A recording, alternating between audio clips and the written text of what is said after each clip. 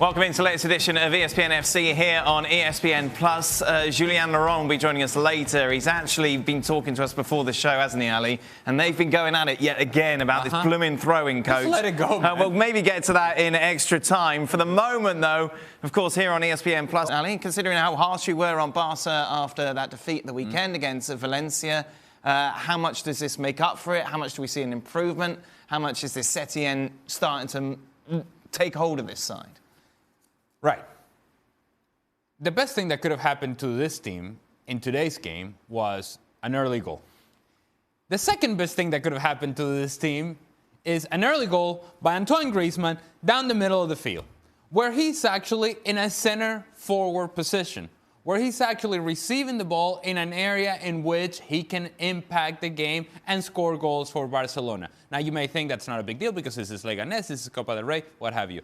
It is important because then you saw from Antoine Griezmann throughout the course of the first half moments in which he was making runs in those very same positions, whether it was hold-up play and then he found Arturo Vidal running in behind, or whether him getting in behind and creating an opportunity around the 25th minute, goalkeeper makes a save.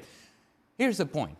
They need Antoine Griezmann to be a presence there in the middle. They need him to be an option. They need him to score goals from those sort of areas because he doesn't have the freedom to go wherever he wants to. There's only one guy in this team that has that freedom, and that's Lionel Messi. So if Griezmann takes himself into wide areas or works underneath and there's nobody taking that central position, then nobody occupies the center backs. And if nobody occupies the center backs, people focus on Lionel Messi and he takes space away from Lionel Messi. Antoine Griezmann must be able to occupy the center backs, move them around so that then Lionel Messi can work the underneath spaces. If that happens with Barcelona, they become a lot more effective in the attack, they become a lot more dynamic, and to that end, the possession today had a purpose, which was not the case in the weekend. Today, the possession was going forward first, not backwards and sideways, forward first. Let's find spaces over there, and let's keep the pressure on Leganes. They never allow Leganes to breathe. I think it's huge Griezmann scores, as you said. But the other thing is, you have to give them credit because some of the goals came from the type of play that we expect. You know, balls through from De Jong, Rakitic through to Messi, a little 1-2, Semedo gets in when Griezmann gets his goal. That's the Barcelona that we know, and that's the Barcelona we've been asking to see. So the only thing, you can say whether it's Leganes or not, but they haven't been doing this against weaker teams anyway. The fact that they've done it tells you that it's there. They just have to get some consistency and do it every game. Julien Laurent, as I mentioned, with us. Jules, obviously, you followed Griezmann throughout his career. Can he do what Ali is expecting him to do, to be that disciplined? Yeah, I think he can. I think it was always going to take time for him and Messi to sort of get that partnership together, understanding each other's movement. And I don't think it's easy to play with Messi, maybe because he drops deep so much, because he does kind of whatever he wants on that pitch, which is normal because he's the best. And I think Griezmann always would have needed some time to just adjust and adapt to that. And I think in a way that the injury to Suarez is a good thing for Griezmann because that enables him to play in that central position, like Ali said, to be able to be a presence there and show that he can also work with Messi and someone else on the other side. Ansu Fati in today's game, for example, but it would be Dembele one day and it could be someone else as well. And I think that was very important, also the goal for his confidence. I like the fact as well that Setien went to a back four and sort of dropped for now at least the back three that I think he went far too early with as soon as he took over. And I don't think the team was ready. I'm not even sure they have the personnel and the players to do that back three like the way he wants them to do. So I think there was certainly a lot of positive from that back four to Griezmann in the performance tonight. In layman's terms, boys, obviously from playing the game, from the outside, I think Griezmann is going to line up with Lionel Messi. It's going to be so much easier for him than it was in Atleti because the quality now that he's got around him. Why is it difficult and why have we seen in the past some players struggle to get that connection with Messi when, in theory, surely playing with the best player in the world should be a luxury? Well, I think above everything else, when you get a player as a coach, you have to put him in a position where he's going to succeed. And if you're going to take somebody like Griezmann and start him off wide, then number one, you're not putting him in a position to succeed. Then he's going to be trying to do things that he doesn't normally do. Then there's no way he's going to have a connection with anybody, never mind Lionel Messi, because as great as Lionel Messi is, he still needs to have an understanding of what's going on and his teammates' brain. And so Now that you've got a chance to get this guy in the middle, you've got to stick with it. That's the key. You've got to stick with it, and you've got to keep talking to Griezmann and tell him to stay there. Then you'll get an understanding, not just with Messi, but with everybody else. I think what has happened with a lot of players that come and play alongside Lionel Messi is that wherever they were before they came to Barcelona, they were the guy. They were the player. Yep. They were the angular piece. Coutinho, great example of that. We are depending on you to make the difference. You come to Barcelona and you're not the guy. And you're not going to be the guy. And so now you're trying to sort of please Lionel Messi because you want that relationship to work. So you're kind of catering to Messi. And in doing that, you forget about the things that make you the impactful, game-changing player that you were before you came to Barcelona. And in catering to somebody else, you don't have that edge, that arrogance that made you that player. Finding that medium, finding that balance between having a relationship with Messi and understanding that having a relationship with Messi is going to make the game for you easier, and also understanding and having the patience that let that guy carry the load. Right. Let Messi be Messi. Let me just be the other guy. I can be the other guy because half of the time I'm either going to be in 1v1 situations or I'm going to be wide open because people are paying attention to him. So I'm not going to participate nearly as much in the game, but I'm going to find myself in better positions. That patience, it's hard to have when you have been the guy wherever you have been before. Finding that balance is the key for all of those players. We discussed at length, of course, on yesterday's show, the possibility of Barcelona bringing anybody in to replace Luis Suarez, Willian, Rodrigo, of course, Richarlison as well, all linked. Well, Barcelona confirmed to Barca TV today, Jules, that no, they will not be bringing in any strikers. They're happy with what they have within the squad. Is that wise? I think I'm not sure, I don't know if it's wise, but the fact is, and we have to be honest here, they don't have the money anyway to buy the players that they would have liked to buy or the players they thought would be fitting for this team. It's as simple as that. I don't think they can spend 80 million euros or 100 million euros on a top striker right now, because it's not just replacing Suarez for this season. Suarez has been really good in the past 2 months before his injury, but Suarez's best days are behind him, not in front of him. So he would be spending the money now to get someone for the few years to come now as well, and to already prepare the after Suarez. And they just don't have the money for that. In terms of wage structure, they don't have it. And in terms of transfer fee, they don't have it either. So it was always going to be difficult to try to get someone like Lautaro Martinez, for example, because the money is not there for that. So I think, yes, it might be wise, but also it was a bit forced upon them because they don't have the finances for it. So that's it. Barca have to make do with what they've got. No Suarez, of course, for the rest of the season. But what they've got... What are you laughing at? Oh, you've got to make do with Griezmann. That's what I was getting. What's an absolute disaster for Barcelona. Yeah, what they've got should be more than enough for most teams around the world. The ambitions of Barcelona are greater than those of most teams around the world. And so that's where they have a problem, in that they don't quite know whether Griezmann is the answer. They're trying to find that out, but they're doing that on the run. They're trying to do as we go. There's no certainty of that, because they would have thought that by now you would say, you know what? Yeah, Griezmann was the right call for us. And yet I don't think they have that answer. That's why we're having the discussion about Antoine Griezmann, because there isn't a certainty that he will be that guy and will play that role. Big picture for Barcelona is, okay, no Luis Suarez. Griezmann's going to play down the middle. How do we go from here? And that's the answer that Quique Setién has to come up with. And in the end, we'll go back to the very basic principle. You got Lionel Messi. Lean on him and hope for the best. Is that not the smart thing to do, though? Yeah. You know, Jules is there talking about, you know, what's going to happen after Suarez. Right. That's why you have to give this a run of games to see whether he can actually end up being that player right up the pipe that you want. And then you've already solved the problem that you think you might have.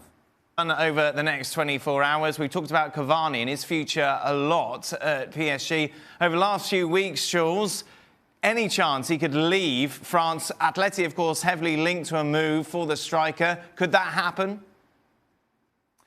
I think can still happen. The problem is the Atleti at the moment are only offering 15 million euros and PSG want 20 million euros and they're not moving. Either club are not moving. On Tuesday, there was quite a lot of optimism because Atleti thought that Leonardo, the PSG sporting director, would give in a little bit and that maybe for 17 or 18, the deal could be done.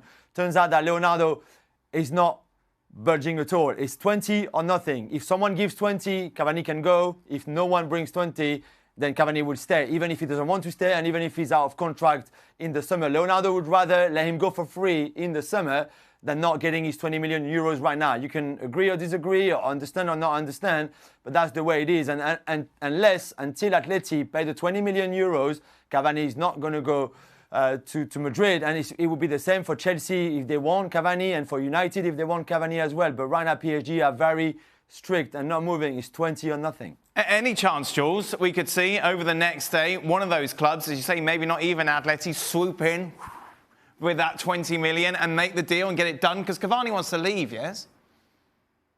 He wants to leave, but let's not forget that he wanted to go specifically to Atleti and work with Simeone and finally those two being together, because for the last 4 years, Simeone and Atletico Madrid have tried to get him from PSG and they were both very happy, I think, that it was finally about to happen or happening, if you want. And I'm not sure that Cavani would have the same excitement and enthusiasm to go to Chelsea or United, more because I think he saw himself in La Liga and not so much in the Premier League, especially at his age and especially so close towards the end of his career, really. So, yes, Chelsea can try again, and they've already made contact with his brother, Walter, who is his agent, same with United, and they were told that he only wanted Atleti, but maybe things could change now that Atleti can't afford him.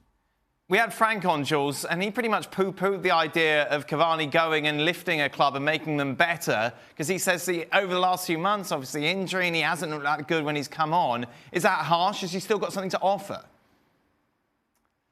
It's a tricky question. He turns 33 on Valentine's Day next month. And yes, he's been injured for the last 10 months, really. Setbacks and little niggles there and there.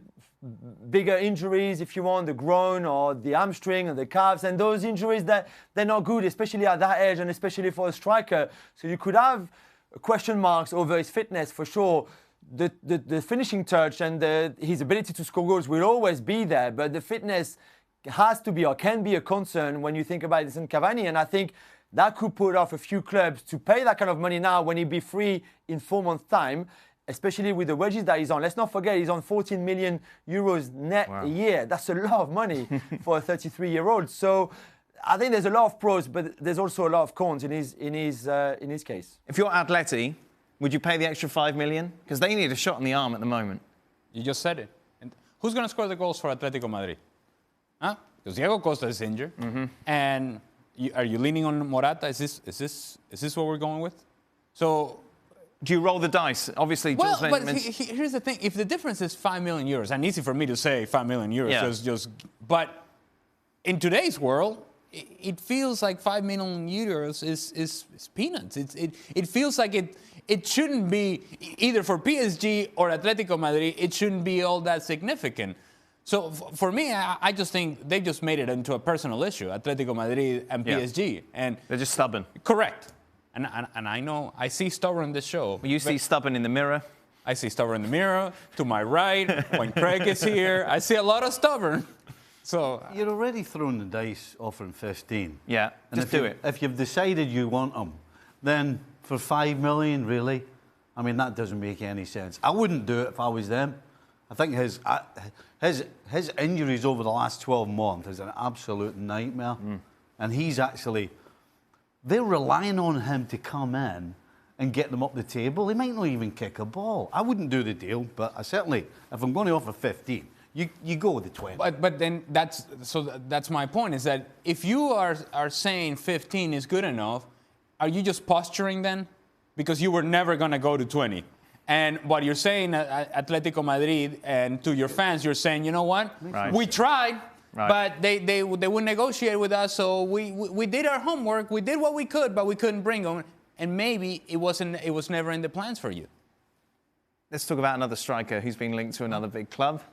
Solomon Rondon. Oh, hey! Your friend, Vamos, Venezuela! Your fellow countryman in China at the moment. Yeah. To Manchester United. Wow. Look, Salomon Rondon is a player who did a tremendous job for Newcastle, and I still think that Newcastle right now misses the presence of Salomon Rondon. But the truth is Salomon has not played since early December, and given the schedule in China. And if that's a market that Manchester United is into now, it kind of paints a picture of where they are. And it's not necessarily a good picture. And I love me some Salomon Rondon, but man, they're digging deep. Jules, could they get any business done over the next 24 hours that will help them in the striker department? They're certainly trying, and I do believe that there is a contact between Rondon and Manchester United. There's also contact between Islam Slimani, who is on loan from Leicester at Monaco, and he's not playing anymore. I take Salomon. I know you do. I know you do, and probably rightly so. Although at least Slimani has played more recently than Salomon. But Ali is right.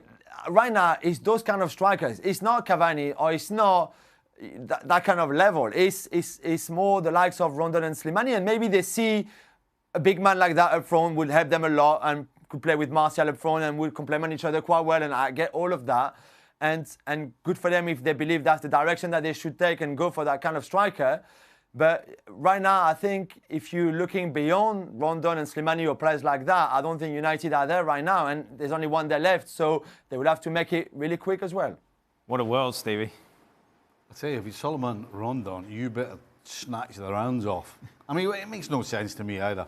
That Manchester United are a counter-attacking side, pretty much. Whether it's home or away, they're relying on pace, intricacy at times. Intricacy? Salomon Rondon doesn't really come into those categories of pace and intricacy and touch. Who has intricacy at Manchester United? Come on. Well, they need some. Oh, but okay. if they bring him, they ain't getting that. It's always interesting, isn't it? The final day of the transfer window. Of course, we'll be here tomorrow to keep up to date with everything that goes on. You can check it out over on our YouTube channel for all the latest videos. Dries Mertens to Chelsea, Jules. Any chance? Well, they're certainly pushing for it. They did today again, and they will try tomorrow. They clearly have identified him as the striker that they would want. He's 32, he's out of contract in the summer, so only a few months left on his current deal at Napoli. And I was told today that the player wants to go to Chelsea as well. The problem is that between the two clubs, it's a bit more complicated than that. Chelsea made the first offer of 7 million euros. That Aurelio De Laurentiis, the Napoli president, rejected. It's quite tough to negotiate with De Laurentiis, and Marina Granovskaya, who's in charge of transfers at Chelsea, I think he's finding that true. I'm told that they might make another offer tomorrow and push for maybe 10 million euros for someone, again, who is free in 4 months or 5 months' time and who's 32. So I think this one can still go through, and they're certainly hoping at Chelsea that this one could happen. And on a French point of view, that would also mean that Giroud could leave the club, because right now Chelsea are saying, you're not going anywhere until we sign someone. And Giroud, who has tried to leave the club because he's not playing and he's not in Lampard's plans anymore for the last month or so, now he's feeling the pressure because there's only one there left in the transfer window. So for Giroud and Mertens and Chelsea, it would be a very good thing if everybody was happy at the end of Friday tomorrow. Mertens to Chelsea. Does it work for you? Aye, perfect. You know, experienced guy. That's what they need, in my opinion, going forward. You know, you can't rely on Villian, you can't rely on Pedro. Pulisic can't get himself fit. Hudson-Odoi isn't doing enough. Mason Mount has kind of run out of juice. I mean, this team's screaming for some experience, in my opinion, up front. So I think he fits the bill, absolutely. He's only little, isn't he? Same size as me. Hey, do you know what? It doesn't matter. Messi's only little. Well, that's... Whoa. So did you just say that Mertens is Lionel Messi? Is that what you just said? No, there's something wrong with your ears. Look, whatever happened to this being a youth movement? And whatever... Wait. Relax. I already see you over here. I already see you going all... Hey, I'm not talking about throw-ins just yet. Relax. Okay? Hudson-Odoi, Christian Pulisic, William, Pedro, guys that you just mentioned, right? They all play in a similar role and similar position as Dries Mertens. So if you were going to go after a player, perhaps somebody who can actually score goals in place of Tammy Abraham when Tammy Abraham is not playing. Somebody who can play up top. Because if Giroud is not the guy, I can tell you Michy Batshuayi is not the guy either. And so... Solomon Rondon? Is that where we're going? Well, why not? We've gone full why circle. not? Well, why not? I'm just saying it's not exactly the area of most need for Chelsea. That's all. Well, I don't know, because not all those ones I mentioned aren't scoring goals. That's the whole point, isn't it? Regardless of whether they play in the same position, the reason they're looking to bring somebody in, not only to back up Abrams, but somebody goes like that. And that was it. That was it. He went, oh, right, they shoved them away. Chivas USA, did they do something similar when you went there, Ali? I'm not quite sure that they even knew I was there. Now, I will tell you, the teammates won't forget this. Yeah. Oh. You see, so I know I haven't been in a locker room for a while now, but I have to imagine that if you're a teammate and you see this, you put that away. And then once you develop a relationship with him, then you bring that out and make sure that it's not only public knowledge, but you do something with it. You build upon it. Meanwhile, let's end the show with a big news, shall we? Reports suggesting that Neymar is somewhat streamlining his party this year. Not as big, not as extravagant. No Julian? Oh, he's bottled it. Of course, Jules went last year. Does this mean, Jules, that you will not be attending this year? He gone. No, I'm going. Of course, I'll be there. And you know, the dress code this year is white, all in white. Oh. So last year we were in red. This year we're in white. Does that include white shoes? Yes, I read it as What a strange everything white. question. Well, not really, no. Because, Why? no, because a guy used to play for us, Ronnie Whelan. Yeah. Came down, we were pre-season, he came down with a pair of white pants and a pair of white shoes on. And so what you had to do was whenever you went near him, you had to accidentally stand on his toes. Right. And so his shoes and the bottom of his trousers ended up with mud and everything on them. Cool. That's the kind of things that we used to Cool go story, to. Stevie. Stevie. Walk up with the bag, go like that. Oh, sorry, Ron. He'd be like, Will they be wearing white shoes? That's a big question of the day. So Julian is going to the party. He is going, He is. dressed in white. Wow. There you are. I don't think Gab's going. No, that's a lot of white. That's a lot very of much white. then, That's a white Jules. house. that's a big tent. To Ali and to Stevie. Like the way to end the show. There we go. We'll be back tomorrow, of course. Transfer deadline day in Europe. We'll be keeping you up to date with all the latest news as and when it happens. Welcome into Extra Time. When it was announced that Stevie and Jules be reunited after their tete-a-tete last week regarding the throwing coach, which just seemed to be everywhere, all over social media. The first tweet says, Stevie's thoughts on Liverpool going from third worst in the Premier League to second best in all of Europe in throwing possession retention after getting their throwing coach. Do you think that makes a difference? What? That actually exists? Throwing possession retention? Seriously.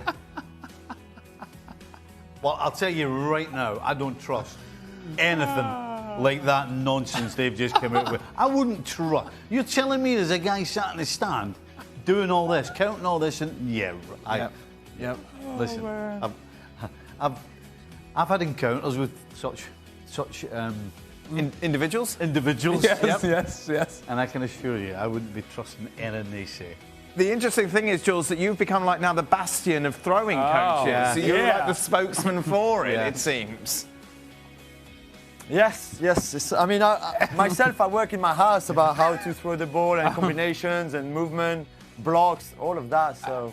Well, I thought it was interesting, I'm the Jules. spokesperson. Oh, Here we go. Step back, Ali. Jules, I thought it was interesting, right? Because the one thing about this whole throw-in coach that I agreed with is that maybe somebody could show you a better technique and how to throw it farther, right? That's the one thing I don't have a problem with. But I'll tell you what, I was watching Andy Robertson and they got a close-up of him, and I've watched all the videos and I've talked to people that have been involved in this guy's camps. camps and stuff, and Andy Robertson's juggling the ball in the air, waiting to throw it. Just waiting to get ready to throw it. Now, I'm assuming Andy Robertson's going to get his bottom scalped by the throw-in coach for doing that, if he sees it. You know, So clearly he's not listening to what the guy's telling him. That's it. That's where we went for all of this for. Andy Robertson doing that before a throw-in. Well, if it's all about the throw-in coach, then Oh, God. Honestly. we can move on, right? We can let it go, can't we? You can move on wherever you want. I'm just telling you. I'm just saying. Clearly, as far as Andy's concerned, he's not listening to what the guy tells him. He's in trouble. That's where we're Well, he going. will be. Okay. What, And by the way, a scalp. what do you You think? know what a scalp is? Well, no, but I assume it was like a little tap on the Correct. butt, yeah? Spell. Yeah. all right. Oh, there we go. Now, when you were a manager, how in touch were you with the throwing possession retention stats? I just didn't quite have time Hey. to dig them out. Stevie, what annoys you the most in football, apart from the throwing coach? Do you know what really bugs me? There's a lot. I watch a lot of football with you, and there's a lot of things that annoy There's a you. lot of like all this hugging and all that before games and straight at half time and Changing jerseys at changing halftime? jerseys before the end of Yeah. the game and all this nonsense. You don't like the interaction between the two Oh, teams before the game? absolutely not. I mean, if any of our coaching staff had caught us doing any of that, Yeah. he would have come straight up and stuck my finger right in your face and said, "What do you think you're doing?" What about when people smile when they miss? You get very angry at that. I can't stand that. What's funny about that? Missing. Seriously. Hey, you know that? You know Try to who give it the old. It's trying to give it the old. I'm not really bothered. Yeah. Which is even more annoying because you should be bothered. Hey, you know who does that quite often? Another guy that annoys you. Salah. He doesn't annoy me. He frustrates me, Salah. He doesn't annoy me. Oh. There's a difference. Yeah. There's a complete difference. And when you're annoyed, you want to go and punch somebody right in the chops. Oh dear. When you're frustrated, Well, I'm glad Jules is in London. yeah, you better stay there, Jules. I know. If Barca are so desperate for a striker in the short term, why don't they just try and sign Giroud, Jules? That's a good question. Maybe they just don't think he's, I don't know, good enough for them. Or I mean, today they reach a new level in the kind of nonsense that club can do with Cédric Bakambu, the former Villarreal and Sochaux in France striker, who now plays in China. Who they found an agreement with his club. He moved from China to Hong Kong to take a flight to come to Barcelona and sign his contract. And then they said, you know, actually, we've changed our mind. You can stay in Hong Kong. And I mean, they just messed him up completely. And you're Barcelona. You can't do things like that either. And I mean, I don't know how much he says that they were ready to sign Bakambu either, or the fact that they completely mess him around, or what. But that whole we're going to sign a striker and we're not signing a striker and maybe we could sign him or him or him or him or him as was a complete mess. Let's be honest, this month for Barcelona. Ali, Yeah. who's the funniest player you've ever played with? Wow. 'Cause it takes quite a lot to make you laugh. Say what? You just made him laugh. That's right. Because we've worked together long enough. If I did that when we first started, it would have been a stare of doom. No. Lionel Bielma from the national team in Venezuela. Right? My early years with the national team. And what a character he was. And none of the things that he would do I can tell on this forum. Right. But Could you draw us a picture? no, actually. No, thanks. It's just a guy that you walked into the locker room, you knew he had something to say, Right. and usually was going to be funny. And I remember I scored a goal against Ecuador, and it was an important goal. Yep. World Cup qualifiers. We had just lost to Brazil, and I came into the team bus, feeling good about myself. A game-winning goal. We just won. It's like from the back, all I hear. I don't even see him. All I hear, "Sit down, gringo. It's just Ecuador." It was that sort of. He always had something to say, and I enjoyed his company quite a bit, actually. What about you, Stevie? Like, Alan Roth. who's Alan Ruff? Who's Alan Roth? He was a goalkeeper for Scotland. Right. 86 World Cup. He told us the same joke about 20 times, and every single time the whole bus collapsed. He just tweaked it every time. It was, I mean, in general, he was hilarious, but I mean, just a funny guy. Those guys, though, in the locker room, it's so critical and so important to Yeah. have those guys. Yeah. Because you're in a pressure environment, and you need somebody who can make fun of themselves, make fun of others, make fun of the coaches, make fun of the president, whoever. and he just takes the edge off, and it allows everybody just to kind of relax a little bit. Alan Rough went to the '82 World Cup as well with Scotland, with Jock Stein. And they pretty much got locked up for the whole time they were there. Right. So he turned up because Alec Ferguson had a reputation, same as Jock, for, you know, Being hard. being hard.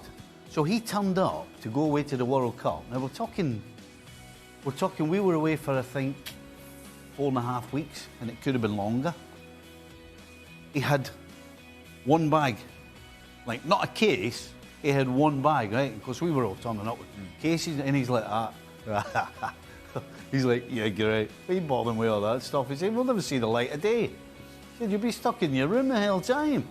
Anyway, Ruffy, the whole trip, borrowed stuff off everybody. Because Fergie was more relaxed than you thought he was. He was like that, right? We were like that. So Ruffy borrowed clothes. He got shoes from me. He got a jumper. He got T-shirts. He got everything. He borrowed something from everybody in the squad. And so when he went home, he had to buy a couple of cases to take all the gear because he never gave him any stuff back. Stevie, who has the worst tattoos of any player you've played with? What was it? Where on the body was it? I've no idea, but I'll just tell you, I'm not a huge fan of tattoos. No. I understand somebody getting, you know, a little thing on their heart or a little thing with somebody's name. Little thing on their heart. Yeah. Well, sometimes you see. Well, if you lost like, somebody, if you lost your mother, for example. Oh. So, I mean, I don't mind something like that. But, Right. But when somebody's got their whole back, some of these players you see with their whole back and front and everything, it screams of boredom to me, to be honest. What will I do today? I'll get out of tattoo. Yeah. A couple of things that I came up short with in my career were, well, scoring Goals. scoring enough goals. That's Speed. First, yes, that too. And neck tattoos. Pace. Not enough neck tattoos. Yes. I didn't have enough of those. Like Edison's is prominent. I don't get it. Jules, do you have any tattoos? I don't have any tattoos, no. All right, thanks. All right. Cheers. Appreciate that. Sorry. Hey, do you like nails tattoos? He's got too many for me. Oh, you better not let him know that. You'll get your invite revoked from the party. Final question is a good one for you, Jules. Does the boat behind you ever move? So he's been there for a long time. And, I believe right now he's just happy to be there, not moving. Yep, that seems to be it. That is it. Thank you very much. We are done. We will be back tomorrow.